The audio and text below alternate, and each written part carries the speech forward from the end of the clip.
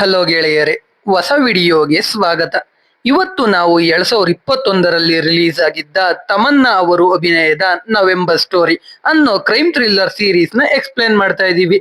ಈ ಮೂವಿಯ ಒಂದನೇ ಸ್ಟೋರಿ ಹೇಳ್ಬೇಕು ಅಂದ್ರೆ, ಈ ಕಥೆಯ ನಾಯಕಿ ಅನು. ಅವಳ ತಂದೆಗೆ ಮರೆವಿನ ಕಾಯಿಲೆ ಇರುತ್ತೆ.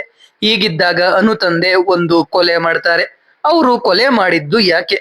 ಅನು ಕೊಲೆ ಕೇಸಿಂದ ಅವಳ ತಂದೆನ ಹೇಗೆ ಬಚಾವ್ ಮಾಡ್ತಾಳೆ? ಆ ಕೊಲೆನ ಅನು ತಂದೆನೆ ಮಾಡಿದ್ದ ಅಥವಾ ಬೇರೆ ಯಾರಾದ್ರೂ ಮಾಡಿ ಅನು ತಂದೆನ ಫಿಟ್ ಮಾಡಿದ್ದ? ಈ ರೀತಿ ಹಲವಾರು ಪ್ರಶ್ನೆಗಳಿಗೆ ಸೀರೀಸ್ ನೋಡ್ತಾ ಉತ್ತರ ತಿಳ್ಕೊಳ್ಳೋಣ. ಬನ್ನಿ ವಿಡಿಯೋ ಶುರು ಮಾಡೋಣ. ಈ ಸೀರೀಸ್ ನ ಮೊದಲನೇ ಎಪಿಸೋಡ್ ನ ಮೊದಲನೇ ಸೀನ್ ಅಲ್ಲಿ ನವೆಂಬರ್ 16, 1995ರಲ್ಲಿ ನಡೆದ ಒಂದು ಘಟನೆಯನ್ನ ತೋರಿಸ್ತಾರೆ. ಒಂದು ಹಡಗಿನಲ್ಲಿ ತುಂಬಾ ಜನ ಸತ್ತೋಗಿರ್ತಾರೆ. ಅದನ್ನ ಪೊಲೀಸರು ಚೆಕ್ ಮಾಡ್ತಾ ಇರ್ತಾರೆ. ಅವಾಗ ಒಬ್ಬ ವ್ಯಕ್ತಿ ಕೈಲಿ ಒಂದು ಹೆಣ್ಮಗು ಇರುತ್ತೆ. ಆ ಮಗು ಇನ್ನೂ ಬದುಕಿರುತ್ತೆ. ಇಲ್ಲಿಗೆ ಸೀನ್ ಕಟ್ ಆದ್ರೆ ಕತೆ 2009 ನವೆಂಬರ್ಗೆ ಬರುತ್ತೆ. ಹೈದರಾಬಾದ್ ನ ಒಂದು ಮನೆಯಲ್ಲಿ ಒಬ್ಬಳು ಮಹಿಳೆ ಬೀರುವಲ್ಲಿರೋ ಎಲ್ಲಾ ದುಡ್ಡನ್ನ ಅವಳ ಬ್ಯಾಗ್ಗೆ ಹಾಕೊಳ್ತಾ ಇರ್ತಾಳೆ. ಅದೇ ರೂಮ್ ಅಲ್ಲಿ ಒಂದು ಹುಡುಗಿ ಮಲಗಿರ್ತಾಳೆ. ಆ ಮಹಿಳೆ ದುಡ್ಡೆಲ್ಲ ಎತ್ಕೊಂಡು ಆ ಹುಡುಗಿಗೆ ಯಾವುದೋ ಇಂಜೆಕ್ಷನ್ ಕೊಡ್ತಾಳೆ. ಅವಾಗ ಅವಳಿಗೆ ಒಬ್ಬ ವ್ಯಕ್ತಿ ಕಾಲ್ ಮಾಡಿ ಎಲ್ಲ ಮುಗೀತಾ ಅಂತ ಕೇಳ್ತಾನೆ. ಆ ಮಹಿಳೆ ಹೌದು ಅಂತಾಳೆ. ಇಲ್ಲಿಗೆ ಸೀನ್ ಕಟ್ ಆದ್ರೆ ನಮಗೆ ಈ ಕಥೆಯ ನಾಯಕಿ ಅನುರಾಧ ಅಲಿಯಾಸ್ ಅನುನ ತೋರಿಸ್ತಾರೆ. ಅನು ಇವಾಗ ಅವಳ ಹಳೆ ಮನೆಯನ್ನ ಮಾರೋಕೆ ರಿಜಿಸ್ಟರ್ ಆಫೀಸ್ಗೆ ಬಂದಿರ್ತಾಳೆ. ಆದ್ರೆ ಆ ಮನೆ ಅವಳ ತಂದೆ ಹೆಸರಲ್ಲಿ ಇರುತ್ತೆ. ಅವ್ರನ್ನ ಕರ್ಕೊಂಡ್ ಬರೋಕೆ ಅನು ಮಲರ್ ಅನ್ನೋ ಅವಳ ಫ್ರೆಂಡ್ ನ ಕಳ್ಸಿರ್ತಾಳೆ. ಮಲರ್ ಎಷ್ಟೇ ಕರೆದ್ರು ಅನು ತಂದೆ ರೂಮ್ ಬಿಟ್ಟು ಈಚೆ ಬರೋದೇ ಇಲ್ಲ. ಸೊ ಮನೆ ಮಾರೋಕೆ ಆಗಲ್ಲ. ಅನು ಮನೆ ತಗೊಳ್ಳೋರಿಗೆ ಸಾರಿ ಹೇಳಿ ಅಲ್ಲಿಂದ ಹೋಗಿ ಟ್ರೈನ್ ಹತ್ತುತ್ತಾಳೆ. ಅವಾಗ ಬ್ರೋಕರ್ ಕಾಲ್ ಮಾಡಿ ಮನೆ ಹೇಗಾದ್ರೂ ಮಾಡಿ ಮರ್ಸೋಣ, ಅದಕ್ಕೆ ಬೇರೆ ಪ್ಲಾನ್ ಇದೆ, ಟೆನ್ಷನ್ ಆಗ್ಬೇಡಿ ಅಂತ ಹೇಳ್ತಾನೆ. ಅನು ಸರಿ ಅಂತ ಹೇಳಿ ಅವಳು ಕೆಲಸ ಮಾಡೋ ಆಫೀಸ್ಗೆ ಹೋಗ್ತಾಳೆ. ಈ ಮಲ್ಲರ್ ಒಂದು ಕಾಂಟ್ರಾಕ್ಟ್ ತಗೊಂಡಿರ್ತಾನೆ. 1990ರಿಂದ 2018ರವರೆಗೆ ಇರೋ ಎಲ್ಲ FIR ಗಳನ್ನ ಆನ್ಲೈನ್ಗೆ ಅಪ್ಲೋಡ್ ಮಾಡೋ ಕಾಂಟ್ರಾಕ್ಟ್. ಅದಕ್ಕೆ ಅನುನೇ ಸಾಫ್ಟ್ವೇರ್ ರೆಡಿ ಮಾಡ್ತಾ ಇರ್ತಾಳೆ. ಇವಾಗ ಯಾರೋ ಅದನ್ನ ಹ್ಯಾಕ್ ಮಾಡಿರ್ತಾರೆ. ಅದಕ್ಕೆ SI ಬಂದು ಜಗಳ ಮಾಡ್ತಾ ಇರ್ತಾನೆ. ಅನು ಬಂದು ಸಿಸ್ಟಮ್ ನ ಚೆಕ್ ಮಾಡ್ತಾಳೆ. ಆಮೇಲೆ ಹೋಗಿ ಸರ್ವರ್ ರೂಮ್ ಚೆಕ್ ಮಾಡ್ತಾಳೆ. ಒಂದು ಹಾರ್ಡ್ ಡ್ರೈವ್ ಸಿಗುತ್ತೆ. ಯಾರೋ ಹಾರ್ಡ್ ಡ್ರೈವ್ ತಂದು ಸರ್ವರ್ ರೂಮ್ ಅಲ್ಲಿ ಇಟ್ಟು ಹ್ಯಾಕ್ ಮಾಡೋಕೆ ಟ್ರೈ ಮಾಡ್ತಾ ಇರ್ತಾರೆ. ಅದಕ್ಕೆ CCTV ಚೆಕ್ ಮಾಡಿದ್ರೆ ಯಾರು ಅಂತ ಗೊತ್ತಾಗುತ್ತೆ ಅಂತ SI ಹೇಳ್ತಾನೆ. ಆದ್ರೆ CCTV ಕೂಡ ವರ್ಕ್ ಆಗ್ತಾ ಇರಲ್ಲ.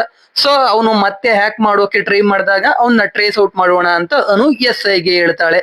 ಆಮೇಲೆ ಈ ಎಲ್ಲ FIR ಗಳನ್ನ ನವೆಂಬರ್ 16ನೇ ತಾರೀಕಿನ ಒಳಗೆ ಅಪ್ಲೋಡ್ ಮಾಡಬೇಕು ಅಂತ ಗೊತ್ತಾಗುತ್ತೆ. ಅದಕ್ಕೆ ಅನು ಮಲ್ಲರ್ಗೆ 1990ರಿಂದ 2009ರವರೆಗಿರೋ ಎಲ್ಲ FIR ನ ಮೇನ್ ಸರ್ವರ್ ಅಲ್ಲಿ ಅಪ್ಲೋಡ್ ಮಾಡಿ 2010ರಿಂದ 2018ರವರೆಗಿನ FIR ಗಳನ್ನ ಬ್ಯಾಕಪ್ ಸರ್ವರ್ ಅಲ್ಲಿ ಅಪ್ಲೋಡ್ ಮಾಡೋಕೆ ಹೇಳ್ತಾಳೆ. ಯಾಕಂದ್ರೆ ಹ್ಯಾಕರ್ ಕಳೆದ 8 ವರ್ಷದಲ್ಲಿ ರಿಜಿಸ್ಟರ್ ಆಗಿರೋ FIR ನ ಹುಡುಕ್ತಾ ಇದ್ದಾನೆ ಅಂತ ಅನು ಗೆಸ್ ಮಾಡಿರ್ತಾಳೆ. ಅದಕ್ಕೆ ಮಲ್ಲರ್ ಓಕೆ ಅಂತಾನೆ. ಆಮೇಲೆ ಮಲ್ಲರ್ ಆ ಹ್ಯಾಕರ್ ಬಳಸಿದ್ದ ಹಾರ್ಡ್ ಡ್ರೈವ್ ತಗೊಂಡೋಗಿ ಅವನ್ ಫ್ರೆಂಡ್ಗೆ ಕೊಟ್ಟು ಅದರಿಂದ ಹ್ಯಾಕರ್ ನ ಹುಡುಕೋಕೆ ಹೇಳ್ತಾನೆ. ಈ ಕಡೆ ಅನು ಟ್ರೈನ್ ಅಲ್ಲಿ ಮನೆಗೆ ಹೋಗ್ತಾ ಒಂದು ಬುಕ್ ಓದ್ತಾ ಇರ್ತಾಳೆ. ಅದು ಅವಳ ತಂದೆ ಬರ್ದಿರೋ ಕ್ರೈಮ್ ನಾವೆಲ್. ಹಾಗೆ ಒಂದು ಫ್ಲಾಶ್ ಬ್ಯಾಕ್ ನೆನ್ಪು ಮಾಡ್ಕೊಳ್ತಾಳೆ. ಅವಳ ತಂದೆ ಒಬ್ಬ ದೊಡ್ಡ ಕ್ರೈಮ್ ನಾವಲಿಸ್ಟ್, ಹೆಸರು ಗಣೇಶನ್ ಅಂತ. ಆದ್ರೆ ಅವರಿಗೆ ಮರವಿನ ಕಾಯಿಲೆ ಶುರು ಆಗಿರುತ್ತೆ. ಅದಕ್ಕೆ ಅವರು ಅನುಗೆ ಒಂದೇ ಒಂದು ಬುಕ್ ಬರೆಯೋದು ಬಾಕಿ ಇದೆ, ನಾನೇನಾದ್ರೂ ಬರೆಯೋದನ್ನ ಮರ್ತೋದ್ರೆ ನೀನೇ ನೆನ್ಪ್ ಮಾಡಿ ನಾನು ಆ ಬುಕ್ ನ ಕಂಪ್ಲೀಟ್ ಮಾಡೋ ಹಾಗೆ ಮಾಡು ಅಂತ ಹೇಳ್ತಾರೆ. ಅದಕ್ಕೆ ಅನು ಸರಿ ಅಂತಾಳೆ. ಇದನ್ನೆಲ್ಲ ಇವಾಗ ಅನು ನೆನ್ಪ್ ಮಾಡ್ಕೊಳ್ತಾಳೆ. ಅನು ಮನೆಗೆ ಹೋಗುವಾಗ ಅವಳಿಗೆ ಅವಳ ಮನೆ ಕೆಲಸ ಮಾಡೋ ಚಿತ್ರ ಅನ್ನೋ ಲೇಡಿ ಕಾಲ್ ಮಾಡಿ ಅಪ್ಪಗೆ ಮಾತ್ರೆ ಕೊಟ್ಟಿದ್ದೀನಿ, ಮಲಗಿದ್ದಾರೆ, ನೀನೊಂದ್ಸಲ ಚೆಕ್ ಮಾಡು ಅಂತ ಹೇಳ್ತಾಳೆ. ಅನು ಸರಿ ಅಂತ ಮನೆಗೆ ಹೋಗ್ತಾಳೆ. ಚೆಕ್ ಮಾಡಿದ್ರೆ ಗಣೇಶನ್ ಮಲ್ಗಿರ್ತಾನೆ. ಆದ್ರೆ ಅನು ಮುಂದೆ ನಾಟಕ ಆಡ್ತಾನೆ ಅಷ್ಟೇ, ನಿಜವಾಗ್ಲೂ ಅವನು ಮಲ್ಗಿರಲ್ಲ. ಗಣೇಶನ್ ಎದ್ದು ಚೇರ್ ನೋಡ್ತಾ ಕಿಳಂದೈ ಅಂತ ಕೂಗ್ತಾ ಯಾರ ಜೊತೆನೋ ಮಾತಾಡ್ತಾ ಇರ್ತಾನೆ. ಮಾರನೇ ದಿನ ಬೆಳಿಗ್ಗೆ ಚಿತ್ರ ಕಾಫಿ ಕೊಡೋಕೆ ಹೋದ್ರೆ ಗಣೇಶನ್ ಗ್ಲಾಸ್ ಹೊಡೆದಾಕಿ ಚಿತ್ರಾಗೆ ಬೈತಾ ಇರ್ತಾನೆ. ಅದಕ್ಕೆ ಅನು ಚಿತ್ರನ ಈಚೆ ಕಳಿಸಿ ಗಣೇಶನ್ನ ಸಮಾಧಾನ ಮಾಡಿ ಕಾದಂಬರಿ ಬರೆಯೋಕೆ ಕರ್ಕೊಂಡೋಗಿ ಕೂರಿಸ್ತಾಳೆ. ಚಿತ್ರ ಹಿಂದೆ ಡೋರಿಂದ ಈಚೆ ಹೋಗಿ ಮುಂದೆ ಡೋರಿಂದ ಬರ್ತಾಳೆ.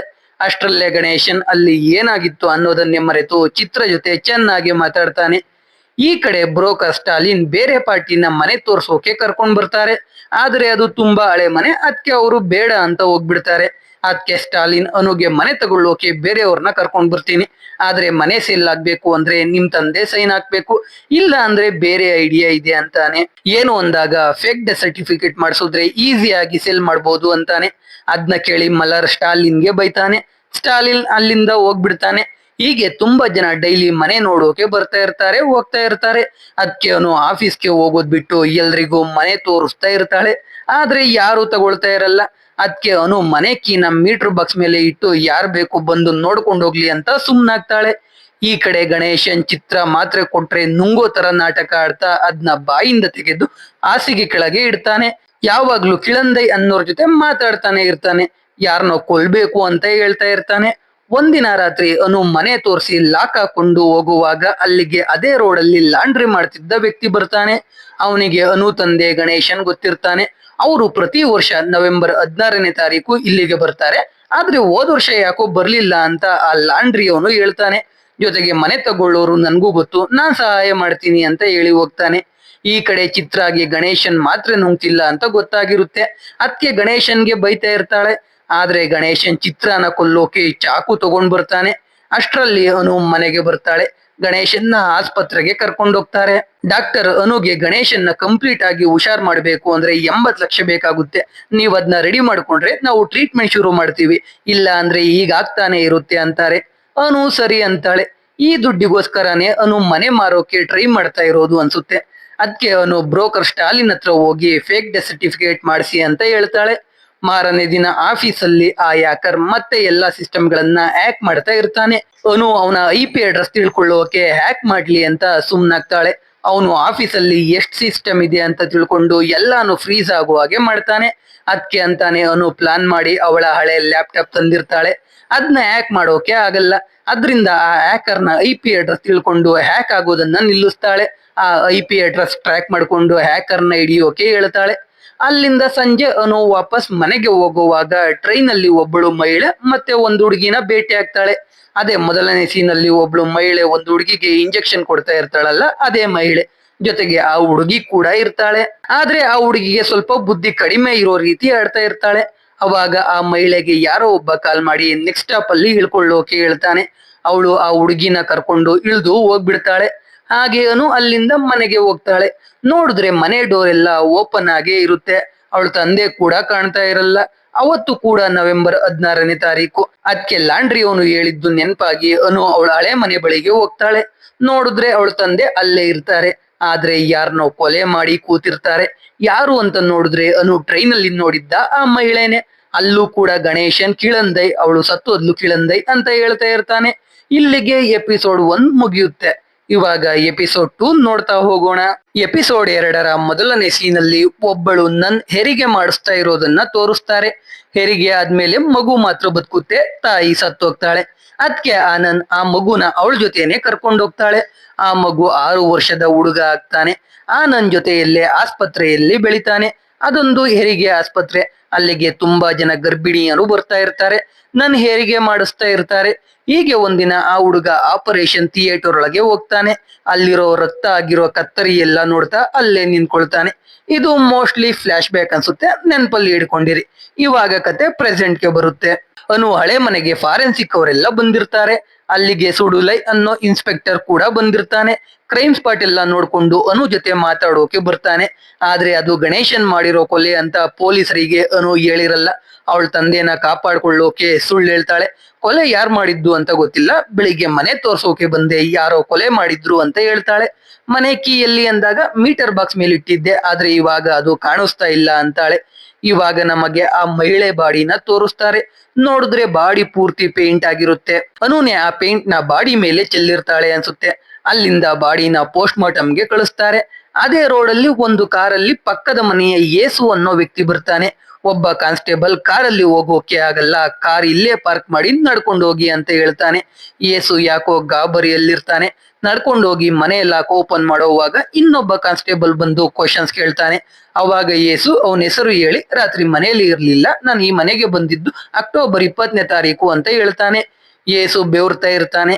ಇದನ್ನೆಲ್ಲ ನೋಡಿ ಕಾನ್ಸ್ಟೇಬಲ್ ಮಧ್ಯಾಹ್ನ ಸ್ಟೇಷನ್ಗೆ ಬಂದು ಸ್ಟೇಟ್ಮೆಂಟ್ ಬರ್ಕೊಟ್ಟು ಹೋಗು ಅಂತಾರೆ. ಈ ಕಡೆ ಅನು ಮತ್ತೆ ಮಲರ್ ಮನೆಗೆ ಹೋಗ್ತಾರೆ. ಅವಾಗ ಫ್ಲಾಶ್ ಬ್ಯಾಕ್ ತೋರಿಸ್ತಾರೆ. ಅನು ಅವಳ ತಂದೆನ ಕಾಪಾಡ್ಕೊಳ್ಳೋಕೆ ಮಲರ್ ಸಹಾಯ ತಗೊಂಡು ಅವ್ರನ್ನ ಮನೆಗೆ ಕರ್ಕೊಂಡ್ ಬಂದಿರ್ತಾಳೆ. ಅವರಿಗೆ ಸ್ನಾನ ಮಾಡಿಸ್ತಾಳೆ. ಗಣೇಶನ್ ಮಾತ್ರ ಗೋಡೆ ಕಡೆ ನೋಡ್ಕೊಂಡು ಕಿಳಂದೈ ಅಂತಾನೆ ಇರ್ತಾನೆ. ಅದಕ್ಕೆ ಚಿತ್ರಾಗೆ ಮಾತ್ರೆ ತರೋಕೆ ಹೇಳ್ತಾಳೆ. ಚಿತ್ರ ಮಾತ್ರೆ ತಂದ್ರೆ ಗಣೇಶನ್ ನುಂಗ್ತಾನೆ ಇರಲ್ಲ. ಅದಕ್ಕೆ ಚಿತ್ರ ಅನುನ ಸುಮ್ನಿರ್ಸಿ ಅವಳು ಮಾತ್ರ ನುಂಗಿಸ್ತಾಳೆ. ಅನು ಹಳೆ ಮನೆಯಿಂದ ಬರ್ಬೇಕಾದ್ರೆ ಕ್ಲೂ ಸಿಗ್ಬಾರ್ದು ಅಂತ ಆ ಮಹಿಳೆ ಬಾಡಿ ಮೇಲೆ ಪೇಂಟ್ ಸುರಿದಿರ್ತಾಳೆ. ಜೊತೆಗೆ ಮೀಟರ್ ಬಾಕ್ಸ್ ಮೇಲಿರೋ ಕೀನ ಕೂಡ ಅವಳೇ ಎತ್ಕೊಂಡ್ ಬಂದಿರ್ತಾಳೆ. ಮಾರನೇ ದಿನ ಬೆಳಿಗ್ಗೆ ಏನು ಗೊತ್ತೇ ಇಲ್ಲ ಅನ್ನೋ ತರ ಮನೆ ನೋಡೋಕೆ ಬಂದವರಿಗೆ ಮನೆ ತೋರ್ಸೋಕೆ ಹೋಗ್ತಾಳೆ. ಬಾಡಿನ ನೋಡಿ ಎಲ್ಲಾ ಪೊಲೀಸರಿಗೆ ಕಾಲ್ ಮಾಡ್ತಾರೆ. ಅವರಿಗೆ ಅನು ಮೇಲೆ ಒಂಚೂರು ಡೌಟ್ ಬರಲ್ಲ. ಇದು ನಡೆದಿರೋ ಘಟನೆ. ಇವಾಗ ಯೇಸು ಸ್ಟೇಟ್ಮೆಂಟ್ ಕೊಡೋಕೆ ಹೋಗ್ತಾನೆ. ಕಾನ್ಸ್ಟೇಬಲ್ ಏನೇನೋ ಕ್ವಶನ್ ಕೇಳ್ತಾ ಇರ್ತಾರೆ. ಆದ್ರೆ ಯೇಸು ಗಾಬರಿಯಲ್ಲೇ ಸ್ಟೇಟ್ಮೆಂಟ್ ಬರ್ದ್ ಕೊಡ್ತಾನೆ. ಅವಾಗ ಇನ್ಸ್ಪೆಕ್ಟರ್ ಸುಡುಲೈ ಮತ್ತೆ ಫಾರೆನ್ಸಿಕ್ ನ ಪರಂದಾಮನ್ ಅಲ್ಲಿಗೆ ಬರ್ತಾರೆ. ಅವಾಗ ಪರಂದಾಮನ್ ಯೇಸುನ ಗುರ್ತಿಡಿತಾನೆ. ಯೇಸು ಕೂಡ ಮುಂಚೆ ಫಾರೆನ್ಸಿಕ್ ಅಲ್ಲೇ ಕೆಲಸ ಮಾಡ್ತಾ ಇರ್ತಾರೆ. ಒಂದೇ ದಿನದಲ್ಲಿ 43 ಅಟಾಪ್ಸಿ ರಿಪೋರ್ಟ್ ಮಾಡಿ ರೆಕಾರ್ಡ್ ಕೂಡ ಮಾಡಿರ್ತಾನೆ. ಇವಾಗ ಯೇಸು ರಿಟೈರ್ ಆಗಿರ್ತಾನೆ. ಇದನ್ನ ಕೇಳಿ ಸುಡುಲೈ ಯೇಸು ಜೊತೆ ಮಾತಾಡ್ತಾನೆ. ಅವರೇ ಕೇಸ್ನ ಇನ್ವೆಸ್ಟಿಗೇಷನ್ ಮಾಡ್ತಾ ಇರೋದು ಅಂತ ಹೇಳ್ತಾರೆ. ಸುಡುಲೈ ಯೇಸುಗೆ ಒಮ್ಮೆ ಬಾಡಿನ ತೋರಿಸ್ಬೇಕು ಅಂತ ಅನ್ಕೊಂಡಿರ್ತಾನೆ. ಅಷ್ಟ್ರಲ್ಲಿ ಯೇಸುನೆ ನಾನೊಂದ್ಸಲ ಬಾಡಿ ಚೆಕ್ ಮಾಡ್ಲಾ ಅಂತ ಕೇಳ್ತಾನೆ. ಸುಡುಲೈ ಮತ್ತೆ ಪರಂದಾಮನ್ಗೂ ಅದೇ ಬೇಕಿರುತ್ತೆ.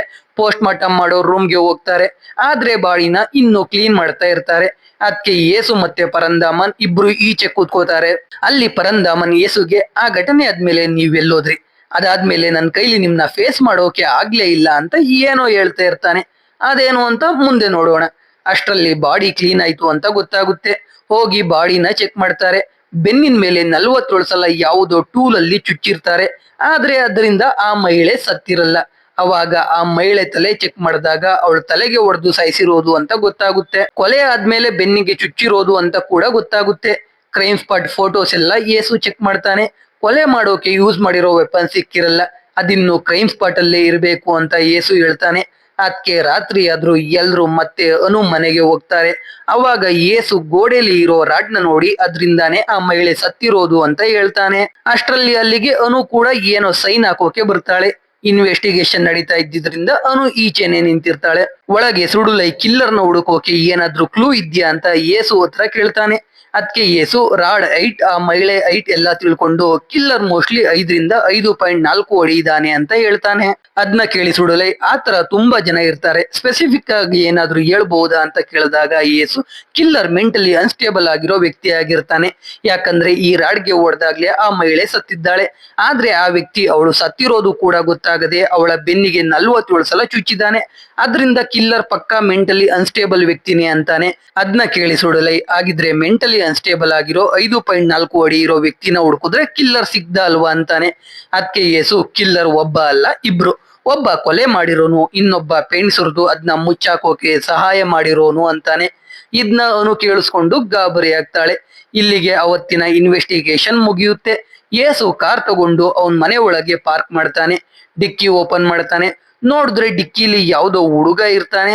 ಯೇಸು ಆ ಹುಡುಗನ ಎತ್ತಾಕೊಂಡ್ ಬಂದಿರ್ತಾನೆ. ಇಲ್ಲಿಗೆ ಎಪಿಸೋಡ್ 2 ಮುಗಿಯುತ್ತೆ. ಇವಾಗ ಎಪಿಸೋಡ್ 3 ನೋಡ್ತಾ ಹೋಗೋಣ. 3ನೇ ಎಪಿಸೋಡ್ ನ ಮೊದಲನೇ ಸೀನ್ ಅಲ್ಲಿ ನಮಗೆ 2ನೇ ಎಪಿಸೋಡ್ ಅಲ್ಲಿ ತೋರಿಸಿದ್ದ ಆ ನನ್ ಮತ್ತೆ ಆ ಹುಡುಗನನ್ನ ತೋರಿಸ್ತಾರೆ. ಇವಾಗ ಆ ಹುಡುಗನನ್ನ ಅಡಾಪ್ಟ್ ಮಾಡ್ಕೊಳ್ಳೋಕೆ ಒಂದು ದಂಪತಿ ಬಂದಿರ್ತಾರೆ. ಆದ್ರೆ ಆ ಹುಡುಗನಿಗೆ ನನ್ನ ಬಿಟ್ಟು ಹೋಗೋದು ಇಷ್ಟ ಇರಲ್ಲ. ಚಿಕ್ಕ ವಯಸ್ಸಿನಿಂದ ಅವ್ರ ಜೊತೆಯಲ್ಲೇ ಬೆಳೆದಿರ್ತಾನೆ ಅಲ್ವಾ, ಅದಕ್ಕೆ ನನ್ಗೂ ಆ ಹುಡುಗನ ಮೇಲೆ ಅಷ್ಟೇ ಮಮತೆ ಇರುತ್ತೆ. ಅದಕ್ಕೆ ಅವನಿಗೋಸ್ಕರ ಒಂದು ಲೆಟರ್ ಬರೆದು ಅದನ್ನ ಅವಳ ಟೇಬಲ್ ಮೇಲಿರೋ ಬಾಕ್ಸ್ ಅಲ್ಲಿ ಇಡ್ತಾಳೆ. ಆ ಹುಡುಗ ಆ ದಂಪತಿ ಕೈಗೆ ಕಚ್ಚಿ ಓಡ್ ಬಂದು ಆ ನನ್ನ ಹಿಡ್ಕೋತಾನೆ. ಆ ನನ್ ಕಣ್ಣಲ್ಲಿ ನೀರ್ ಬರ್ತಾ ಇರುತ್ತೆ. ಆದ್ರೆ ಆ ಹುಡುಗ ಚೆನ್ನಾಗಿರ್ಬೇಕು ಅಂದ್ರೆ ಅವರ ಜೊತೆ ಕಳಿಸ್ಲೇಬೇಕಿರುತ್ತೆ. ಅದಕ್ಕೆ ಆ ಹುಡುಗನನ್ನ ದೂರ ತಳ್ತಾಳೆ. ಆ ಹುಡುಗನಿಗೆ ಎಲ್ಲ ಅರ್ಥ ಆಗುತ್ತೆ. ಅದಕ್ಕೆ ಆ ದಂಪತಿ ಜೊತೆ ಸೈಲೆಂಟ್ ಆಗಿ ಹೋಗ್ತಾನೆ. ಹೋದವನು ಅವರ ಜೊತೆ ಕೂಡ ಖುಷಿಯಾಗಿ ಇರಲ್ಲ. ಅವರು ಎಷ್ಟೇ ಟ್ರೈ ಮಾಡಿದ್ರು ಅವನು ಅವ್ರ ಜೊತೆ ಮಾತಾಡೋದು ಇಲ್ಲ. ಹೀಗೆ ಆ ಹುಡುಗನಿಗೆ ಸುಮಾರು 18 ವರ್ಷ ಆಗುತ್ತೆ. ಆದ್ರೂ ಆ ಹುಡುಗ ಆ ಫ್ಯಾಮಿಲಿ ಜೊತೆ ಮಾತಾಡೋದೇ ಇಲ್ಲ. ಅದಕ್ಕೆ ಆ ಫ್ಯಾಮಿಲಿ ಕೂಡ ಸುಮ್ನಾಗ್ತಾರೆ.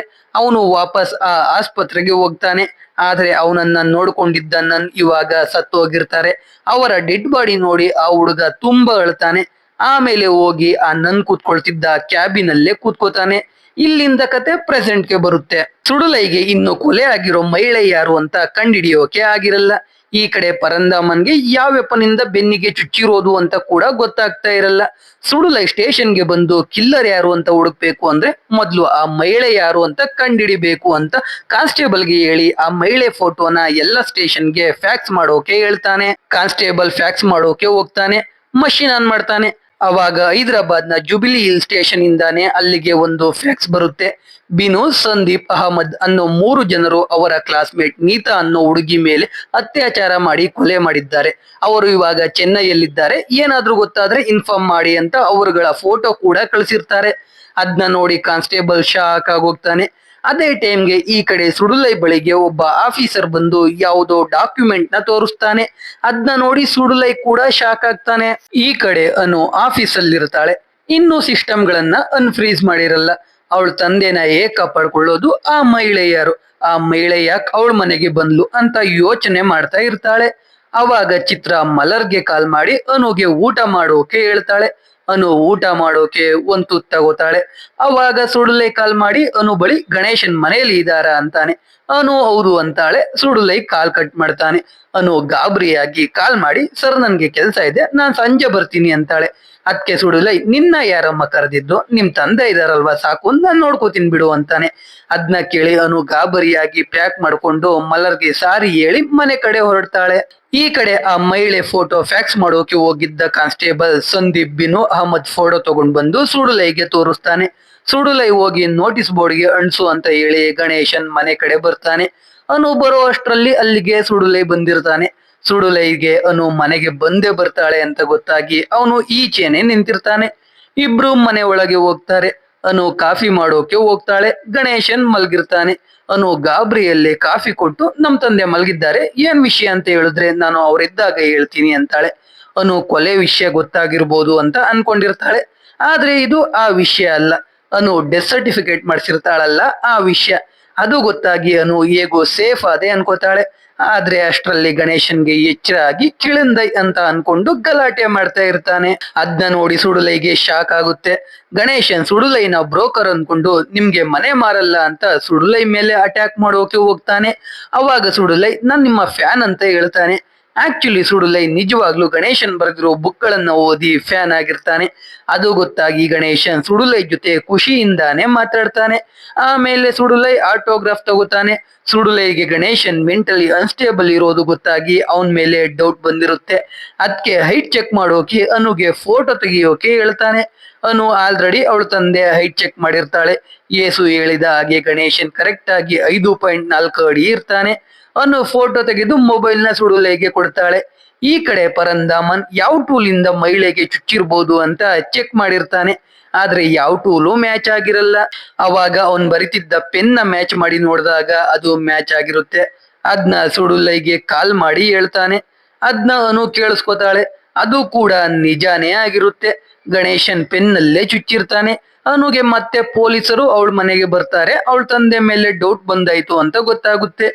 ಈ ಕಡೆ ನಮ್ಗೆ ಹೈದರಾಬಾದ್ ಇಂದ ಬಂದಿದ್ದ ಸಂದೀಪ್ ಮತ್ತೆ ಬಿನುನ ತೋರಿಸ್ತಾರೆ. ಅವರು ಯಾರ ಜೊತೆನೋ ಇರ್ತಾರೆ. ಅವ್ರ ಫೋನ್ ನ ಸ್ವಿಚ್ ಆಫ್ ಮಾಡಿ ಬ್ಯಾಗ್ ಅಲ್ಲಿ ಇಟ್ಕೊಳ್ತಾರೆ. ಇಬ್ರು ಇಲ್ಲಿದ್ರೆ ಅಹಮದ್ ಎಲ್ಲಿದ್ದಾನೆ ಅಂತ ಡೌಟ್ ಬರುತ್ತೆ. ಯೇಸು ಎತ್ತಾಕೊಂಡ್ ಬಂದಿರೋದು ಅಹಮದ್ನೆ. ಯೇಸು ಸಂದೀಪ್ ಮತ್ತೆ ಬಿನುಗೆ ಕಾಲ್ ಮಾಡಿದ್ರೆ ಕನೆಕ್ಟ್ ಆಗಲ್ಲ. ಅದಕ್ಕೆ ಯೇಸು ಒಬ್ಬ ಬಾಯ್ದಿಂದ ನಿನ್ನ ಹುಡಿಕೊಂಡ್ ಬರ್ತಾನೆ, ಇನ್ನೊಬ್ಬ ಕೋಪದಿಂದ ನನ್ನ ಹುಡಿಕೊಂಡ್ ಬರ್ತಾನೆ. ಒಟ್ನಲ್ಲಿ ಇಬ್ರು ಇಲ್ಲಿಗೆ ಬಂದೇ ಬರ್ತಾರೆ. ನನ್ನ ನೆಕ್ಸ್ಟ್ ಟಾರ್ಗೆಟ್ ಅವರೇ ಅಂತ ಹೇಳ್ತಾನೆ. ಇಲ್ಲಿಗೆ ಎಪಿಸೋಡ್ 3 ಮುಗಿಯುತ್ತೆ.